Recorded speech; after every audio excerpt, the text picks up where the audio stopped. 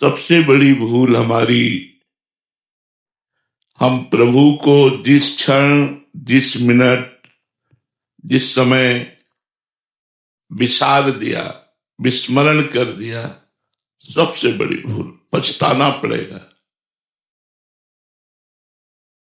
जब ये हमारा आखिरी समय, शरीर का अंतिम समय आता है, उस समय जीवन भर के किए हुए कर्मों के परिणाम सामने आते हैं और उसके अनुसार उसकी आकृति निश्चित हो जाती है कि कुत्ता बनेगा, भूत बनेगा, पंछी बनेगा, कीड़ा बनेगा, क्या बनेगा उसी समय। अब बड़ा पछतावा होता है उस समय कि भगवान का अगर स्मरण कर लिए होते तो हमारी बात बन जाती। तो हरिवंश महाप्रभु अपनी कसम दे के कहते हैं, मेरी सो भैया कृष्ण गुण संचु, तुम्हें हमारी कसम है, तुम कृष्ण के गुणों का गान करो, भगवान की लीला कथा का गान करो, मनन करो, चिंतन करो, नाम जप करो। ये कहते हुए सावधानी बरतने की बात कह रहे हैं।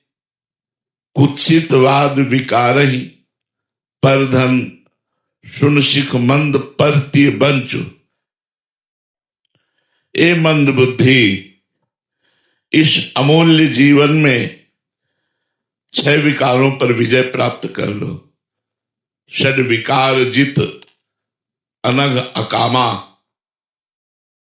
काम, क्रोध, लोभ, मोह, मद, मत्सर, काम, कामना, क्रोध, द्वेष, लोभ, धन और भोगों का, मोह, परिवार का, अहंकार, कर्ता भाव, मत्सरता, ईर्ष्या, ये मेरे से आगे बढ़ता जा रहा है।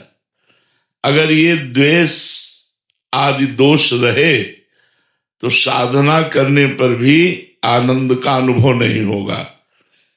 इसलिए महाप्रभु कहते हैं, कुत्सितवाद विकार ही, गंदी बात बोलना बंद करो, जबान को पवित्र रखो, असत मत बोलो, द्रोह, अश्लील, मिथ्या भाषण, ये हमारी जबान को अपवित्र कर देते हैं।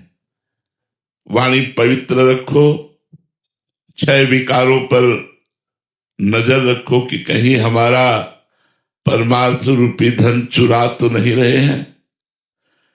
अनग, निष्पाप हो जाओ मनुष्य शरीर में। इसी में पाप नष्ट कर सकते, नहीं भोगना पड़ेगा प्यारे। अभी समझ में नहीं आ रहा क्योंकि अभी भोग आए नहीं है दंड रूप से। जब दंड रूप से आएंगे तो ऐसी व्याकुलता, ऐसी परेशानी कि आप सोच नहीं सकते हो, सोच नहीं सकते हो। बड़े बड़े ऋषि मुनियों को भोगना पड़ा तो आप लोगों तो सोच लो क्या हो। तो इसलिए महाप्रभु कह रहे, मेरी कसम, ई परलोक सकल सुख पावत। तुम विश्वास करो, इसलिए कसम दे करके कह रहे हैं कि इस लोक और परलोक के सारे सुख तुम्हें प्राप्त हो जाएंगे यदि आप भगवान का नाम जप करोगे, भगवान के गुणों का गायन करोगे। मणिगण पुंज ब्रजपति छाणत, हित हरिवंश कर गही कंचु। कीमती कीमती वस्तुओं को, जितने भी संसार के लोक परलोक के हैं, वो सब मायामय हैं। इनसे भगवान की तुलना थोड़ी हो सकती है।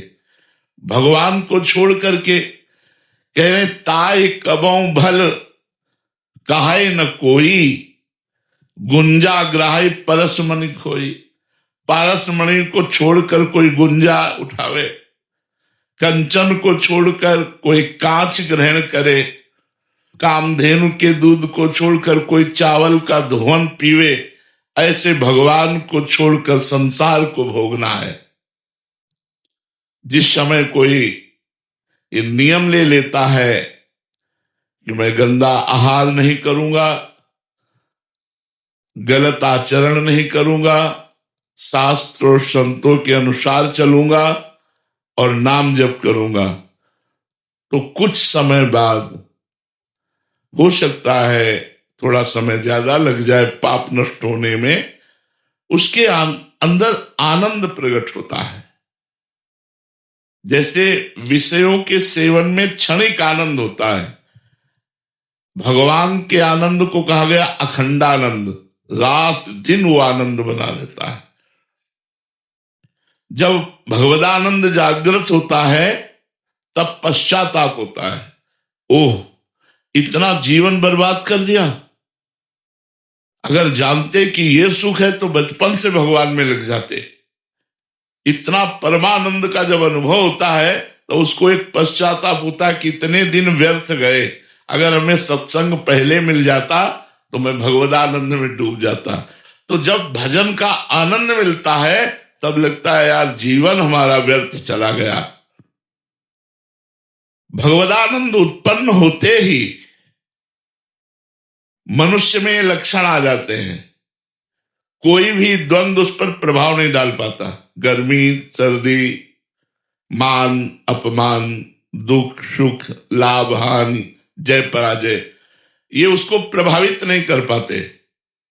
किसी का संग उस पे रंग नहीं चढ़ा सकता।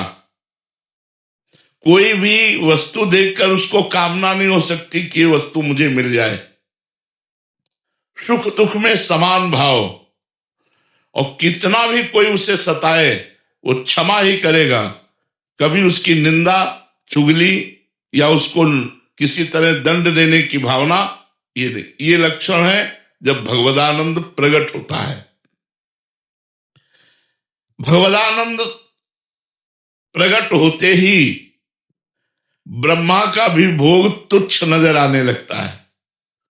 पद है जैसे यहां मुख्यमंत्री पद, फिर प्रधानमंत्री पद, फिर राष्ट्रपति पद, फिर पूरे विश्व का त्रिभुवन का सर्वश्रेष्ठ पद इंद्र पद, फिर उसके ऊपर प्रजापति पद, प्रजापतियों के भी ऊपर पद परमेष्ठी पद, जिसे ब्रह्मा का पद कहते हैं। जब भगवदानंद मिलता है तो ब्रह्मादि के भोग सब विषम लागत ताहि, नारायण ब्रज चंद की लगन लगी है जाए। जब भगवान का आनंद मिलता है तो ब्रह्मा के भी भोग तुच्छ नजर आने लगते हैं।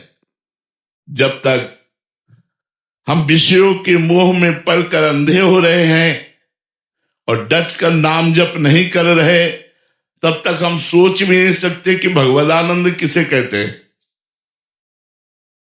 अभी आप विचार करके देखो भगवदानंद किसे कहते हैं, तो आपको समझ में नहीं आएगा भगवदानंद क्यों। विषय भोगों में रत मन बुद्धि है और डट कर नाम जप नहीं है, तो भगवदानंद की अनुभूति, भगवदानंद जब प्रकट होगा सब आनंद फीके हो जाएंगे, सब पद फीके हो जाएंगे, और ये जन्म मरण का चक्र छूट जाएगा। ये दुख, ये चिंता, ये शोक, ये भय, ये अभाव, ये कामना, ये विषाद, ये सब नष्ट हो जाएंगे।